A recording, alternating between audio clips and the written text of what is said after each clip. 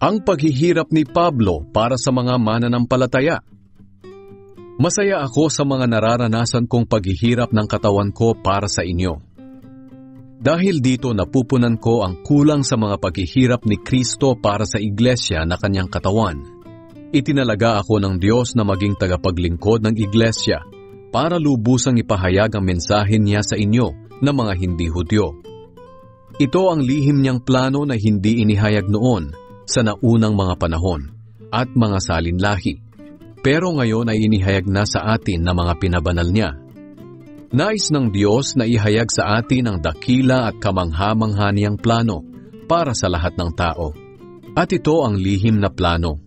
Si Kristo ay sumasa inyo at ito ang basihan ng pag-asa ninyo na inyong makakamta ng napakabuting kalagayan sa hinaharap. Kaya nga ipinangangaral namin si Kristo sa lahat ng tao. Pinapaalalahanan at tinuturuan namin ang bawat isa ayon sa karunungang ibinigay sa amin ng Diyos. Sa ganoon, maihaharap namin ang bawat isa sa Diyos ng ganap sa pakikipag-isa nila kay Kristo. At para matupad ito, nagpapakahirap ako sa pamamagitan ng kapangyarihan ni Kristo na nagpapalakas sa akin.